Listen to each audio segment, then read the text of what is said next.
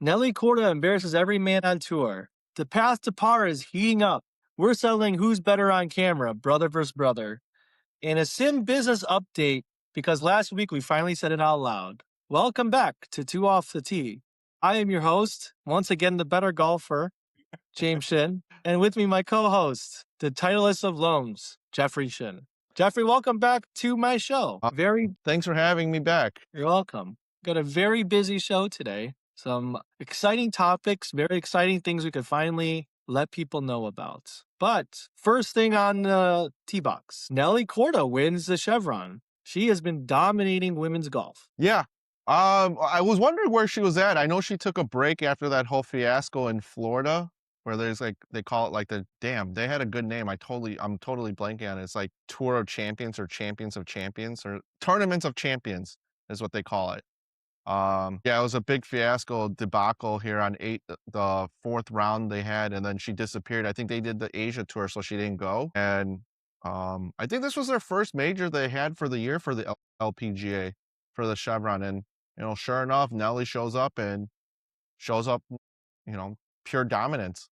Some would say that she is the GOAT of women's golf. I don't know about GOAT. I mean, there's a long list of players ahead of her that have done really well for many years. I don't know what that list is, but I do know Nelly. Well, I mean, times are different now, but the people before her, don't forget all the Koreans that were dominant, and at least before Nelly was Lydia Ko.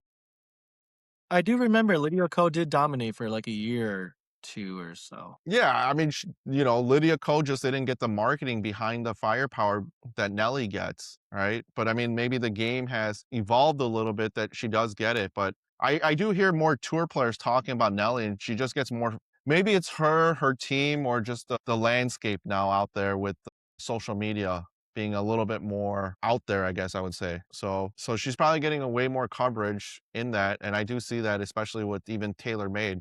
You got all the guys on TaylorMade, and then you got Nelly Korda.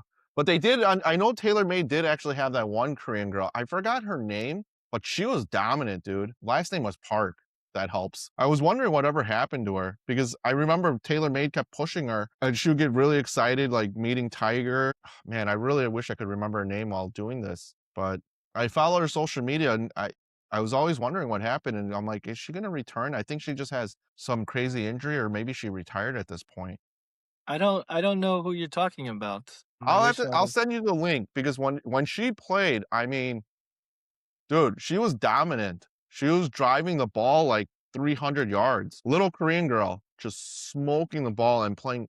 She was good, dude. Like, it was like, if you wanted to watch some good golf, it was actually fun watching her play. I totally wish I remember her name. I just remember the last name Park, which totally sucks. So yeah, send me the link so I can verify. Yeah, dude, I'm telling you, she was really good. And then I think this was like when Nelly first started anyway, so maybe she took over that role for the endorsement with TaylorMade. But yeah, kudos to Nelly. I mean, I even heard a clip before we got on, with the foreplay guys, where Kevin Kisner was talking about Nelly, and they were doing like some type of event or scramble that they were 6 holes in, and he's like, dude, I think he was talking like Max Homa was like, dude, if I don't get it together, she's gonna beat us out here.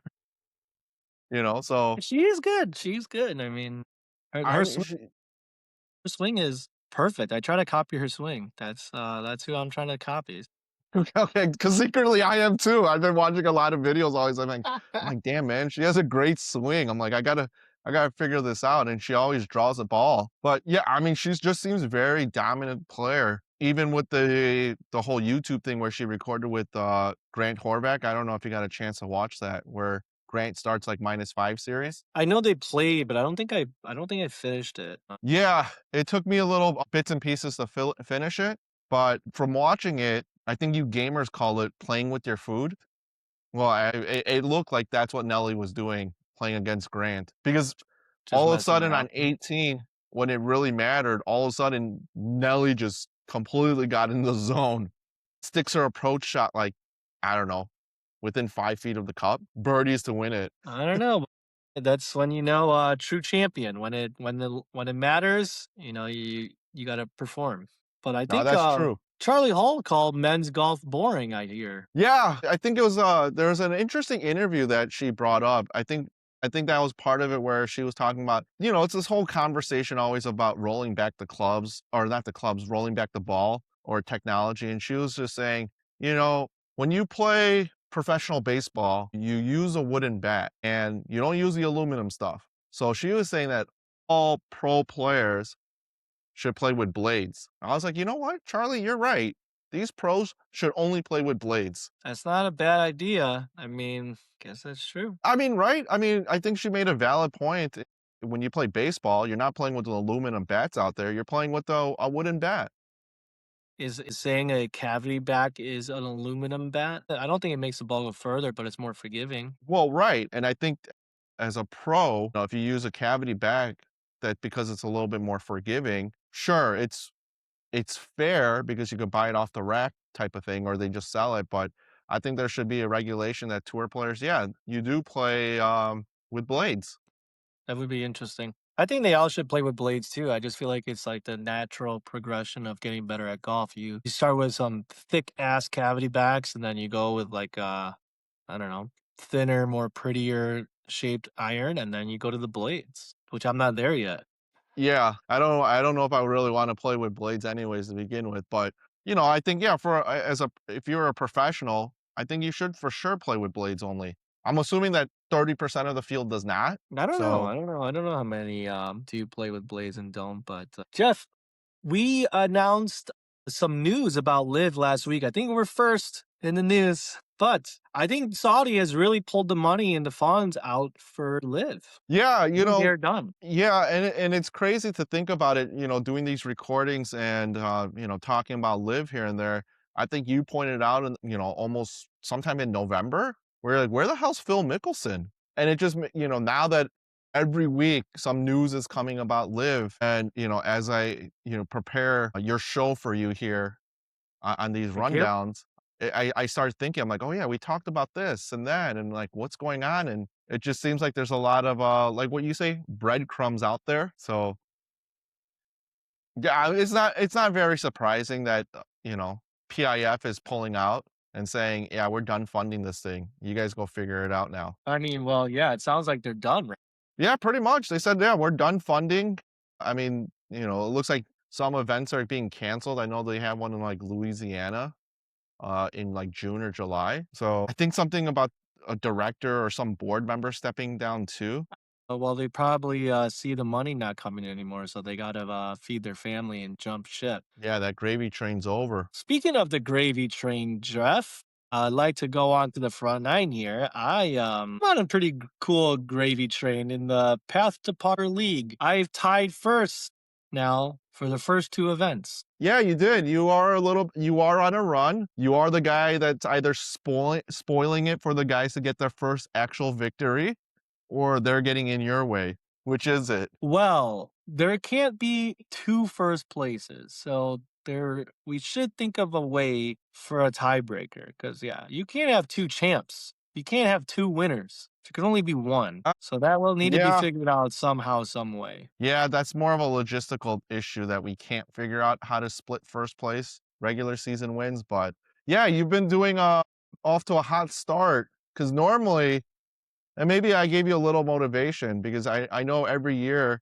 during league events, you pretty much shit the bed. And I think the roles have been reversed now, where I'm starting off slow and you're starting off hot. So if there's any indicator there, that means when comes playoff, I might be back in the championship. Well, this new handicap allowance thing has really changed because, as you can now see, the top of the leaderboard or standings is more of the lower, more consistent, better golfers. And then the higher handicap golfers are towards the bottom, Hmm. like how it should be. Well, So yeah, I think in it's theory. just a little bit more aligned, it's where it should be. That's all it is. And Yeah, you no, guys for all sure. sucked on Saturday or whatever day it's Sunday. Everybody Dude, sucked. I mean, someone told us that, they rolled the greens that day, but I don't even think it's like, it doesn't even matter if they rolled the greens, it's a pin placement. Every hole, it felt like it was on a slant. Yes. Like, The I pin I would placements were imagine tough. I would imagine that every pin placement were illegal pin placements. Is that even a thing? Because that the first time I ever heard that was from, like, Joey Cold Cuts, and I thought it was hilarious. Is that even a thing? Yeah, because I remember when I first started playing and then with the coworker, he was like, "You know what my uncle used to call this? We would call them Mickey Mouse holes." I was like, "Oh," because they're just an illegal placements, like hole 2 That was at tough. Old Oak. I mean, that was ridiculous. That was tough. I mean, there was a what was it? England had the ball like an inch away from the cup, and then gravity did this thing and just took it all the way down. I was like, "Oh, sweet, he's gonna three putt here." That happened to our group too. I think someone just missed the cup, and then it came, like, all the way down on that or no, he had, like, a downhill putt, and he barely tapped it, and then had another, like, 8-footer coming back up. It was bad. Yeah, I mean, that happened there. I think, like, on 15 for me over there, the short par 4. Yeah, 15, the short par 4. That pin was pretty brutal too, yeah. Yeah, dude, I mean, I barely touched the thing and it just rolled. I knew once I missed it, I was like, "Gone." And I knew I touched it too, but it there's just no way it's gonna stop, you know? So I don't care what Bryson tells you.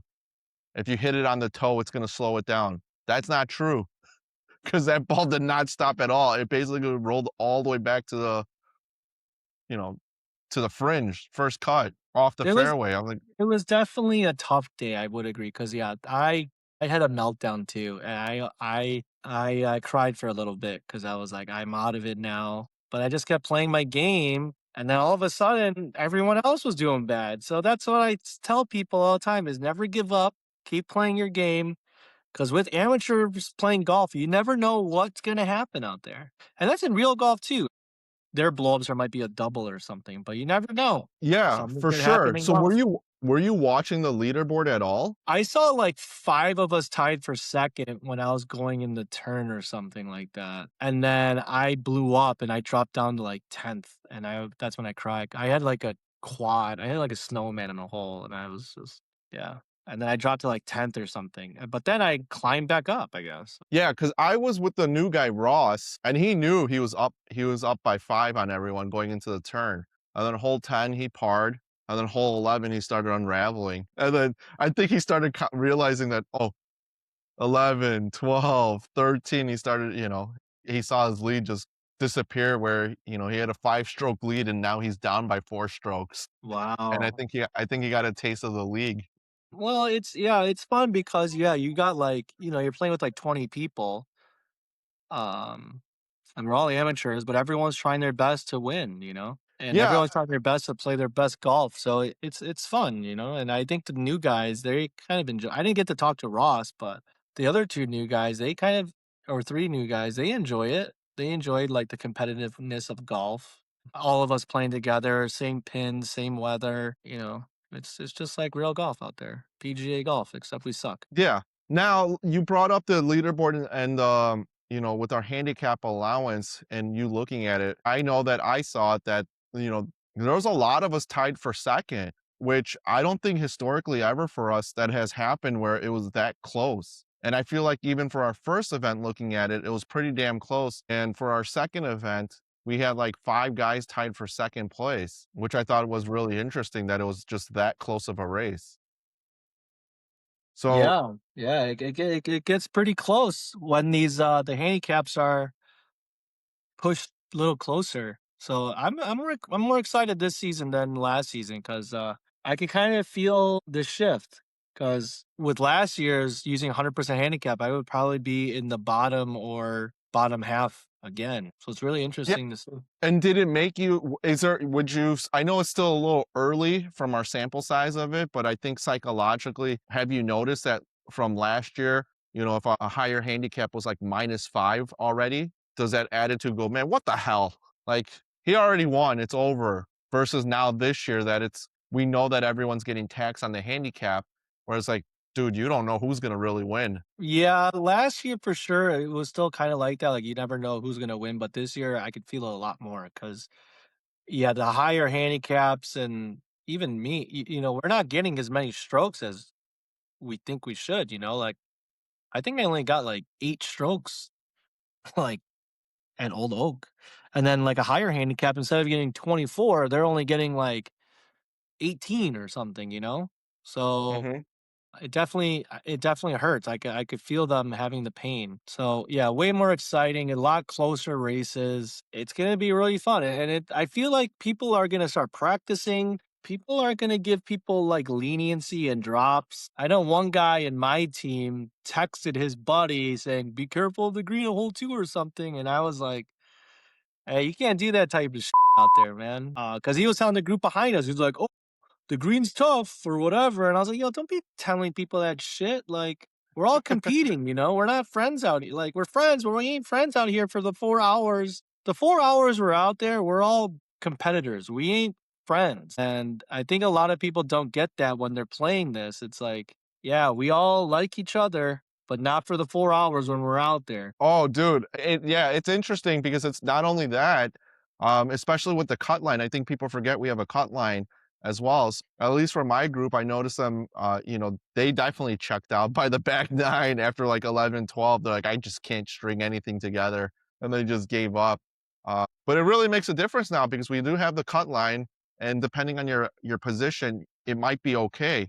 But also with the leaderboard, I feel like yeah, you can't check out. Things are way tighter. I mean, almost 25% of the field, maybe even more, was tied for second. And also, Yeah. you could easily, you know, claw your way back into the game. Because I think what's it called? One of our new guys, Willie. I don't. He was like in the middle of the pack, and all of a sudden, I see him right at the top. I'm like, and I looked at his scorecard online, and I was like, this guy's like on fire. I guess you would say with 6 pars in a row. I And noticed that then too. And I was like, holy this dude's on fire right now. yeah, and I think the curse happened where one of the guys told him, "Hey, man, you're in first place on the leaderboard." It's like, They told and him he that fell on apart. 18, like, "Oh, you're first," and then he tried to play safe because 18 was it started getting really windy when we got to 18. I was the first group, and I didn't hit my drive that well, but I was at the 150 marker. I was, like, right at the 150 marker, like, right in the middle of the fairway, and I know it was windy because I used a 7 iron Mhm. from 150, I think it was.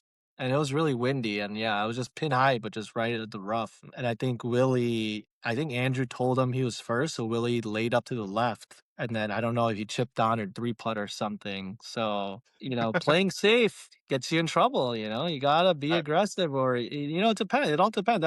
That's what's so fun about it. You don't know how to play it when you're in the lead. Do you go aggressive still? Do you just try to maintain the lead and chill and wait for other people to mess up? It's a beautiful thing. yeah, it's funny that you bring that up, and I know we talked about in earlier episodes when the PGA season started, how no lead is safe going into Sunday towards the end because everyone that's leading going in, they it seems like they play safer and it hurts their game more. And I think that's what happened at least to Willie too, right? He played safer. I'll admit it here. I know I had a bet with someone on the side and I knew where my score was at. And on 18, I felt that wind too. And I was like, man, that's a lot to carry with that wind and water. I'm like, I don't think it's really worth it. I'll just lay up to the left side, chip on, and try to two putt and walk my way out safely and just get bogeyed just to win the bet. That totally didn't happen at all. I had a bad layup shot, bad chip shot, another chip shot was terrible. It's like, "Oh my god, there's way too many swings adding up here." And then we had another guy completely donked his lead too, trying to get all fancy with the draw shot. Oh, yes, I think he was first too. Yeah, the whole 18, you gotta stay mentally in the game still. You can't check out at 18 even though you're in the lead. A lot of things can happen in the last hole, so It's always I mean, for us in the league, I feel like it's always 16, 17, 18, and maybe that's just golf that you never know what happens in those last 3 holes. And yeah, I last love hole it well, how I it's mean, the set up last at hole is the last hole, you really never know what's gonna happen, but, I mean, the last well hole, I mean, someone got a 12 on 18. oh, did they? David did. Yeah, I mean, but it gets to you, right? I mean, 16 at Old Oak, you got that an easy par 3 where you feel like you should at least par it, right? It's like usually it's about 100, 115 yards every time we've played it. I feel like that's where the pin is at. So it feels safe to walk out with the par. Then you got 17, that's a par 5. where you can't really screw up, but if you do, it could really start adding up. And then 18's it's a pretty tricky finish, especially with the whole way the green is set up with the water protection. It's a very tricky last hole. Yeah, I mean, you would think 16 is pretty easy, but someone in my group I think got an 8. Yeah. So I don't know. I'm excited for event 3. It's I will say I won't make any excuses. I haven't played well. I am excited to play Whitetail Ridge. I think historically I've played well there. So it should be fun. I'm looking forward Love to the it. long boring I drive. think it's gonna be fun. I think I'm really looking forward to playing there, and I think we got like 18 people again, so it's gonna be a good round. It's gonna be a good day. Every time I look at the scheduler, everyone's available to play or wants to play, right? So it's interesting. We got a great group of people that are very committed to playing. And maybe it has to do with just guys that want to play, lower handicaps, and it's a little bit more competitive with the handicap allowance that, yeah, you're a 5-6 handicap, but you're not hacking it really here because you're throwing up 100. I know, yeah. I mean, with the lower handicap people, I mean, those guys just play more golf, so yeah, they're gonna make themselves available, and then you'll see like, yeah, the higher handicaps, they're just not committed. And it's interesting, yeah, we got a cut line, so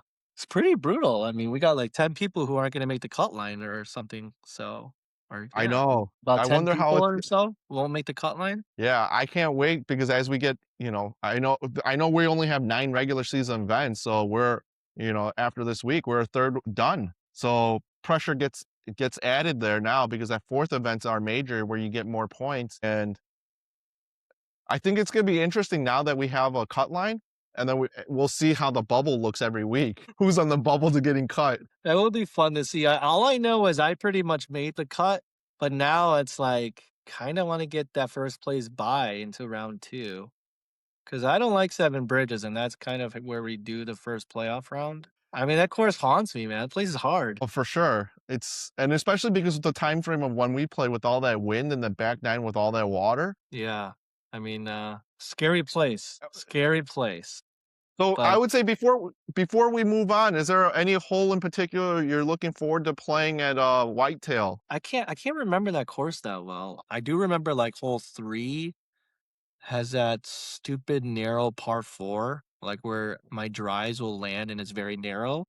I do remember like hole 8 or whatever too, when last time we played, I drove it and it was a perfect drive, but I was too far long into like the weeds. So I really got to map out what I'm going to do this next time I play there. Yeah, hole 4, I'm looking forward to playing. I think what we should do is before the league event goes out, we should look at and figure out what the course local rules are because hole 4, you got all woods there. So you really can't drop anywhere, right? You got the car path. Andrew's already on top of that right now, I see. We Yeah. have a Well, yeah, Discord and one guy's already talking about the local rules there. yeah, hole 4 is a par 3, and it's a cart path, and then you got all trees to the left side, so you can't take a lateral drop over there. So I'm assuming that because there's no line. I mean, I think I know the rules because it's not established with a red line. It's a lost ball. All it says all white fencing is played as lateral hazards. Mm. Not sure they play by any lost balls like that there. But I 8 mean, for just sure is because out you of hit bounds just because you hit into the woods doesn't mean it's a lost ball. Why can't you take a lateral out of the woods? because it's marked and it's defined by the rules. Where USGA. balls played down number 9 fairway off of tee number 8 are deemed out of bounds. Players must read tee. Yeah, because eight's very tricky. Yeah, 8 is the one where I hit a perfect drive and it was too long. Yep, it could happen. So You could flirt with that edge. And then the second shot, I mean, I guess if you're a good hitter, I mean, it shouldn't really intimidate you, but you have all that, like, whatever, the pond or whatever in front of you. on hole 8, Yeah. yeah, it's a little All the scary tall approach grass. shot. Yeah. Scary approach shot. Um, I might have to move up a tee box though. Last I remember, it's pretty easy for me if I move up a tee box. So I might just move up one. I gotta keep this lead. I gotta keep this lead, and if people are gonna call me like a pussy or something, so be it. But I'm number one, so Oh, so James is going to play safe the regular rest of the season to maintain first place. well, I might do what I have to do to get first. Yeah. I mean, 800 plus, yeah, 800 points is a lot considering that regular season. I mean, I think we've had people first place get anywhere between 1,500 to 2,000 points in total to get first place. First place, yeah, kind of around 2000. Damn, one year you smoked us. You got 26, and the next person was 18. Dude, that was the year I went to the finals. I dominated that year. I played really well that year. I remember. And then, yeah, we could talk about it later, but that was a year that it was just three of us and we went out to Thunder Hawk, and it was like the worst conditions ever on Columbus Day. You know, that course, it does, I don't think it drains well. I love that place, but it doesn't drain well. So, and Yeah, event 4 is the Masters Major for us, or whatever. What are we gonna call it? just the open. I don't know. We'll think of a name. There's got to be a name and a little trophy. Like, there's got to be a little trophy. I mean, kind of corny, but my work gave me like a little trophy. This would be cool to give people for like the major winners, not past winners, upcoming new winners. It'd be cool. It's got like a little thing. It says like Path to Par Open Champion, whatever course. Yeah. Put their Well, score I was on here thinking too. 112. Would be cool to do. we'll make a special one for Harry, major at McRae, minus 19, No, no, 130, no, no. Only gross scores. No, only no gross net scores. scores. Only gross scores. I mean, it's probably a good idea. We'll figure out maybe next year we'll cancel out the weekly payouts and just allocate more, maybe more to, Or or we could just do that now. we could just cancel the weekly payout for those majors and get the trophy. This is only like I think I saw it was only like 20, 30 more bucks. Oh yeah, Nothing we'll do cra- that then. It's nothing crazy. Yeah. Yeah, we'll just skip Um. the weekly payout and get the trophy and then have it ready for the next event. Yeah. The next event we'll give it to them or whatever, or whenever it gets shipped to us. Yeah, it would be cool if we could just do it on site. We don't got that engravement ons yet. We're small time, but we're growing though. If people want to join us next year, and you know Hey, they what, still can. we gotta start filming these. There's gotta be a crew, a camera crew. That would be cool if we could record some of Come the watch rounds out there. 20 shitty amateur golfers play like they're in the PGA. Yeah, That would be cool though. But Jeff, moving on. I guess you have been talking a lot of shit lately, and it got to me. Not this last event, but the other time we played, definitely got to me. So we're gonna have to start this brother versus brother series very soon. What did we agree on? A 7-game series, straight up, yeah, like match or stroke play event. yeah. So, well, they're not. It's not a series. We're golfers. As a TikTok guy wanted to go out of his way and correct us, What do you but I call it? also told him that there's no 7 rounds in golf, so that would be ridiculous to call it. But yeah, we'll stick with our series. Forget that, Okay. dude. We'll call it a I mean, I series. remember another guy's like, "You don't go play golf or something." I don't know what he said. I was like, "Shut the up, idiot." Yeah. So I think fine. Well, let's establish the rules since I guess I got under your skin here after I whooped your ass last time we played.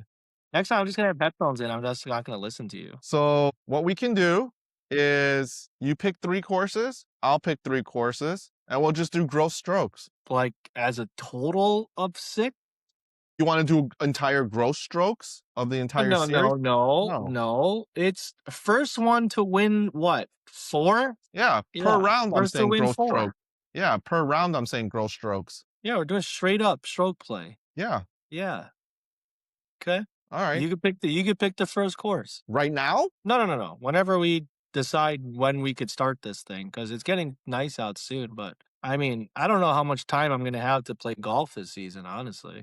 Same. We'll figure it out. But Unless yeah, it sounds like unless you're scared. dude, I'm not even practicing and I'm still winning the league. You guys suck. Hey, I'm talking about me, not against everyone else. That's a different story against them. I'm talking about everybody in general. You guys all suck. I'm not even practicing. I'm not going to the range. I'm not doing anything. I'm working.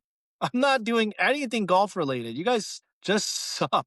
Oh, this guy sounds like Paul Walker. He just shows up and plays everyone and then goes home, takes his money. Well, I'm not betting, but I mean, you guys dude, just natural God given talent. What I have. You All right. guys suck. So next week, come prepared. Pick your 3 courses, I'll pick my 3rd, and then we'll agree on a 7th one. Why are we announcing the courses early? Why don't you just pick one and then I get to pick one of my own choosing? Oh, per week? You wanna do it that way? Yeah, before the event starts. Yeah. Okay. I might throw a curveball and go to some place like Old Orchard or something, I don't know. I might throw a curveball and play some place where you might not do well at all. Yeah, okay. Don't worry, I know your game, I know where to go. First one Highland is Wood Highland Woods. Highland Woods. I'm not gonna go there. That place is Yeah, terrible. no. Alright, fine, yeah, we'll bring I mean, now we're getting closer. I know, I remember it. All of that on social media, everyone's saying, talking James jumping off the top rope, doing all this. I gave you a little taste. Elbow's feeling a little bit better. It still hurts, but manageable. And I can't wait to whoop your ass out there. And maybe one day your friend that's a coward that flew out of state to avoid me will come back and catch a whooping. Okay. You beat me one time when I had the worst round of my life. Oh, see, there we go.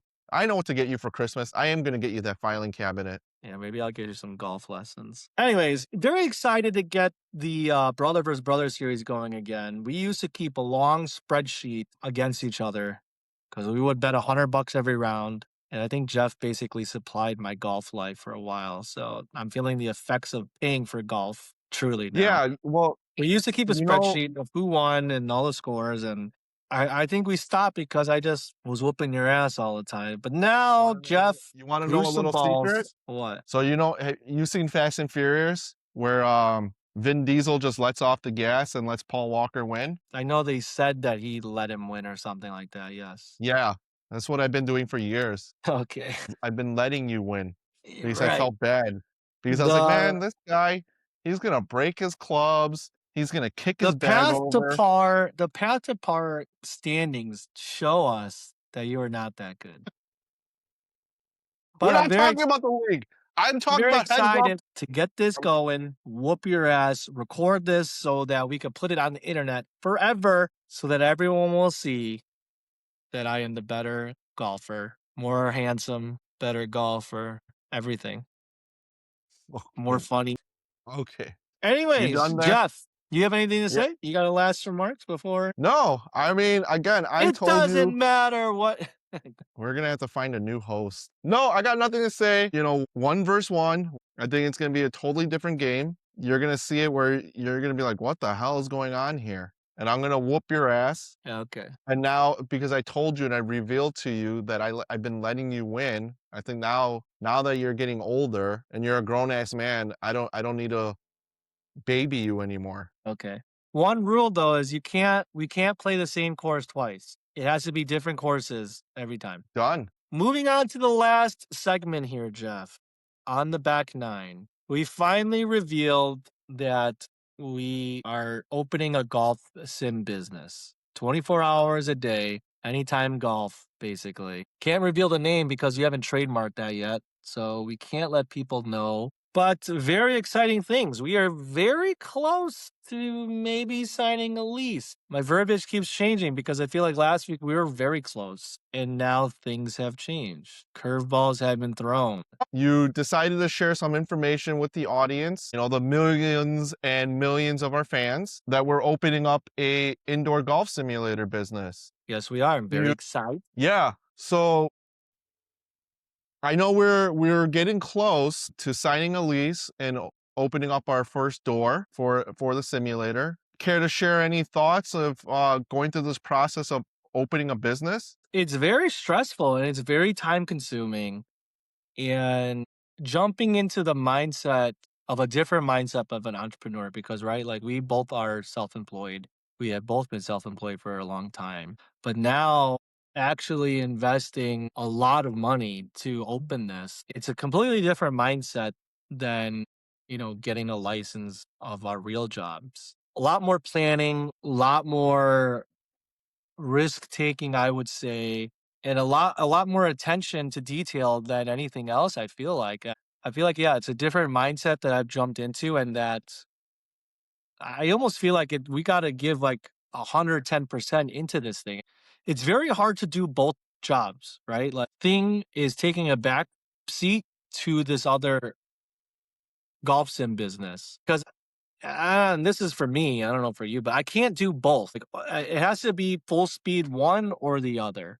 And right now, I am full speed into the golf sim business. I want to open this up. I want people to enjoy playing there, practicing there, maybe making new friends there because I feel like I will be spending a lot of time there. That's where I'm going to be getting a lot of my golf in this year. I don't think I'm going to really have the time to go play real golf. I'm just going to be hitting off a simulator a lot. But I feel like, yeah, just have to give 110% into this. Can't go half fast. It's very hard to do both. Yeah, and I would say that even at my old place that we're at, we always and I always give people a hard time about this about multitasking. It's like, yeah, it's a great way to up a lot of at the same time. So I mean, I think now, just with our current careers that we have and jumping into the new business, time management is going to be very important in terms of what we're doing. But yeah, like you were saying, it's 110% commitment. I find it interesting of how we're opening up this business, and just on my side of the world of doing mortgages. You get to see everyone's. I don't have these conversations, but you get to see a lot of financial statements, and to me, it's very interesting. Where I know that when we're trying to figure out the budget or figuring out where we want to spend. We're literally figuring out every single way to cut costs in opening.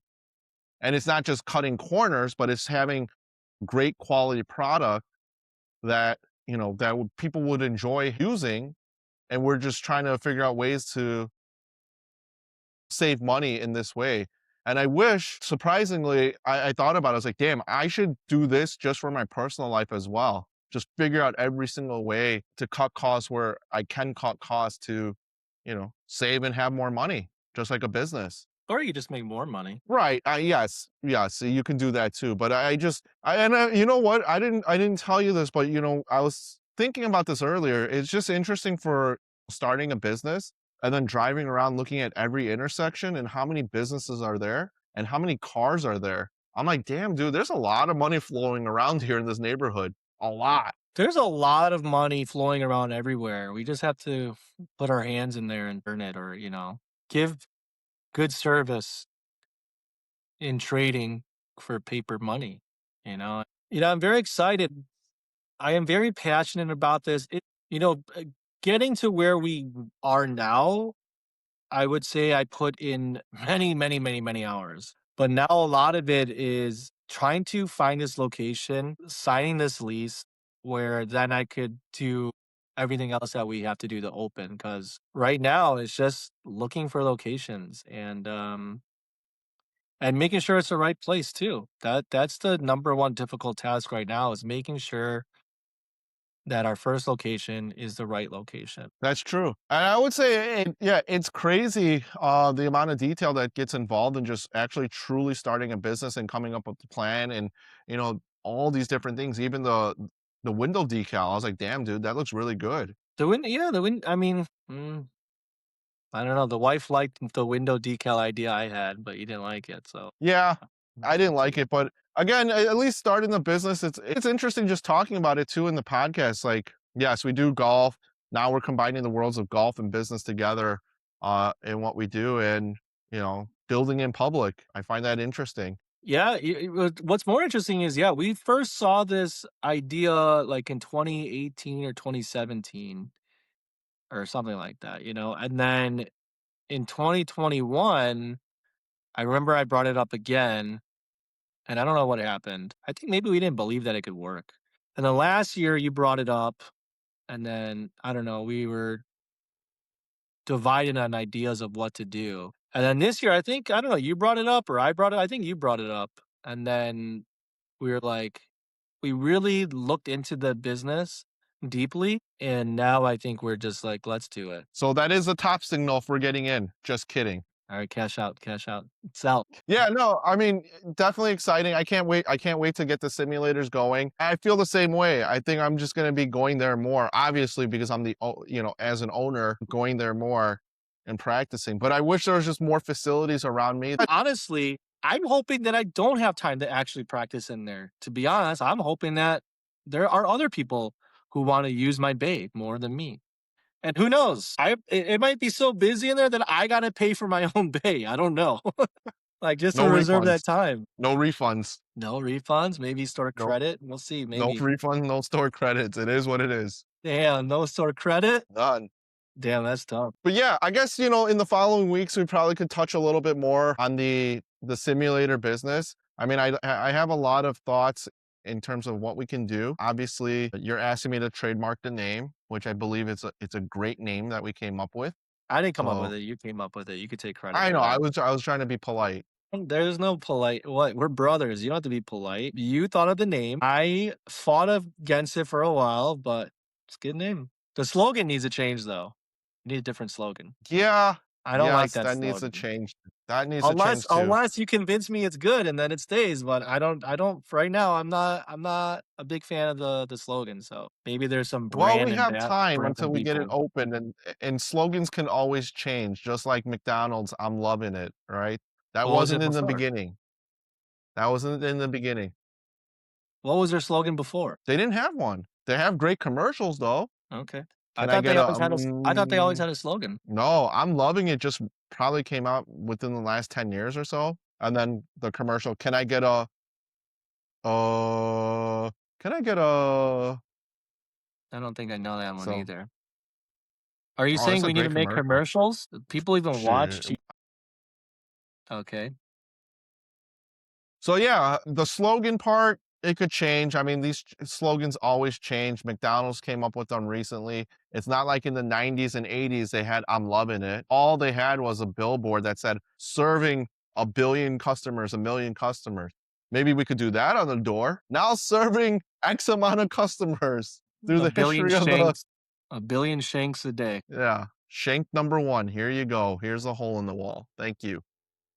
So, obviously, we can't, just give people everything that they want, but, very close, I feel like we're very close to getting a lease signed and getting the ball rolling. I'm very excited. I can't wait to get the bays designed. I mean, I think we have a pretty good idea of how the bays are gonna be designed, and they look really, really fresh. I think people are gonna For like it. sure.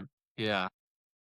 Yeah, and that's why I say, it's crazy to think about the amount of planning, design, everything that we're looking for, and at the end of the day, um, it's great because we're thinking in the customer mindset where the customer could have a great experience, and that's the one thing I've learned throughout the course, at least for my career. I don't know if it's the same for you, right? Like, how do you have that customer have a great experience? I mean, that's all it's all about, really. Yeah, I know. Oh, it's just interesting that as your side of the world, my side of what we do, and just kind of collaborating is like what we need to do. And just like things that we've come across through other businesses, like, man, this sucks. This is stupid. I know I talked about it last week, but how stupid is it that a golf course is saying, "Oh, you're riding solo? We're gonna have to charge you $5 more." That is Like pretty stupid.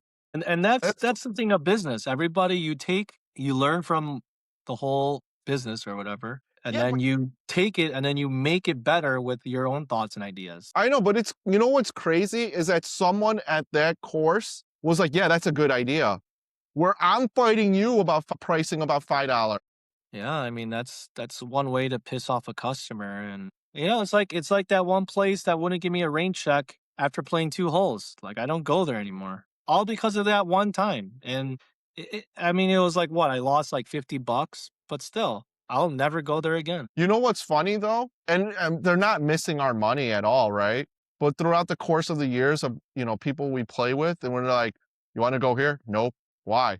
"This reason." And then the entire group's like, "All right, I'm backing you. We're not going there." So Yeah, it's like, I'm it's not like it's the same people we golf with, but, over the course, that's like 10, 15 people, 20 people, 30 people. And then that story is gonna get passed along. Like, yeah, we can't go there. They're petty about rain checks, dude. just wait till instead of millions and millions of fans, there's billions and billions of fans. Yeah, wait until we start name dropping. And then we shut that place down and then we buy it for pennies on the dollar. Yeah, but no, it's cool to just kind of discuss customer experience, what people are looking for, how to be, do it better. Even, friends that go to these types of places and listen to their feedback, they get frustrated what's going on over there. And it helps because it's like, yes, I understand where the business is coming from and probably why they wouldn't do it. But at the end of the day, it's like, Probably got to suck it up and just fix it.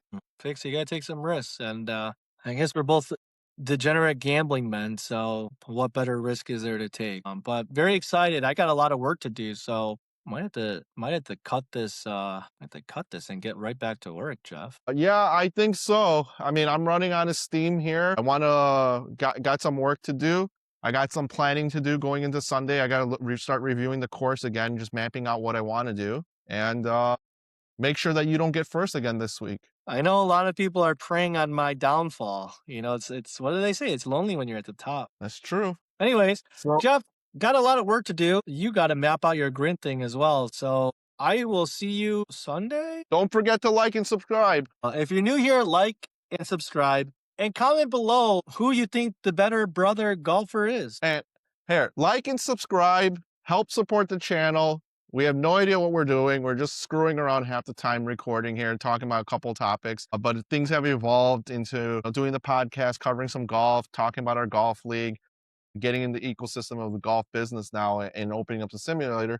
So what would be cool is anyone in the comments that finds us, if you're at golf simulators, tell us the things that you like and don't like. Maybe we're missing some stuff in terms of what we're looking to do. That's a good thing. Yeah, that's a good ending. Very good. Thank you. So see you. See you Sunday. See you.